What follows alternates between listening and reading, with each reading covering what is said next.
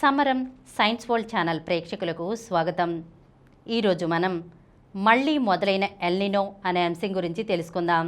Pacific మహాసముద్రంలో భూమధ్య రేఖకు దగ్గరగా ఉన్న ప్రాంతంలో ప్రస్తుతం ఎల్నినో పరిస్థితులు ఉన్నాయని భారత వాతావరణ శాఖ శుక్రవారం తెలిపింది.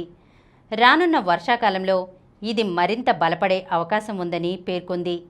జూన్ నెలకు సంబంధించిన El Nino southern oscillation Indian ocean dipole బులెటిన్లో ఈ మేరకు వివరాలను వెల్లడించింది.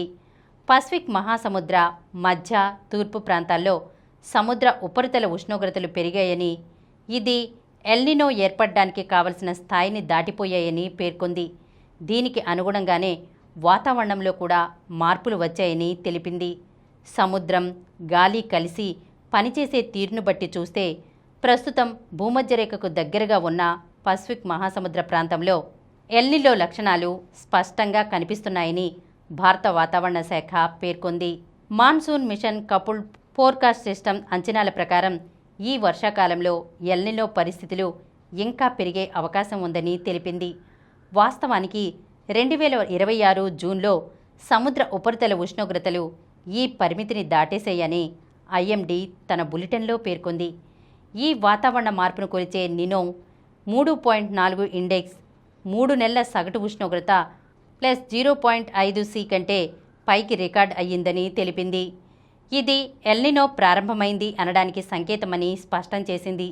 అంతేకాదు, సముద్ర పైభాగంలోనే కాకుండా లోపలి పొరల్లోనూ ఉష్ణోగ్రతలు ఎక్కువగా ఉన్నాయని, రానున్న నెలల్లో ఈ వేడి నీరు పైకి వచ్చి ఎల్నినోను మరింత బలోపేతం చేస్తుందని ఐఎండీ గుర్తించింది.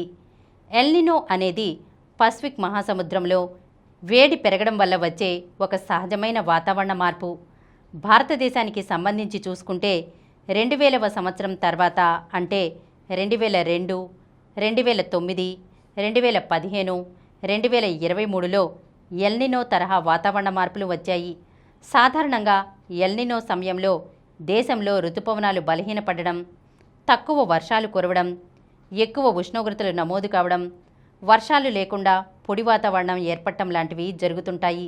మరీ ముఖ్యంగా కొన్ని సంవత్సరాల పాటు కరువు వచ్చే ప్రమాదం కూడా ఉంటుంది. అయితే భారతదేశ వర్షపాతాన్ని కేవలం ఎల్నినో ఒక్కటే ప్రభావితం చేయదని ఐఎండీ స్పష్టం చేసింది. ప్రస్తుతం హిందూ మహాసముద్రంలో ఇండియన్ ఓషన్ డైపోల్ సాధారణ స్థితిలోనే ఉందని తెలిపింది. అందువల్ల ఎల్నినో ప్రభావాన్ని తగ్గించడంలో, పెంచడంలో దీని పాత్ర చాలా పరిమితమని పేర్కొంది. పసిఫిక్ మహాసముద్రంలో మారుతున్న పరిస్థితులను తాము నిరంతరం గమనిస్తూ ప్రతి నెల తాజా సమాచారాన్ని అందిస్తామని ఐఎండీ పేర్కొంది. ఈరోజు మనం మళ్ళీ మొదలైన ఎల్నినో అనే అంశం గురించి తెలుసుకున్నాం కదా. మరొక అంశంతో మళ్ళీ కలుద్దాం. ఈ కార్యక్రమం మీకు ఎంతో నచ్చింది కదా.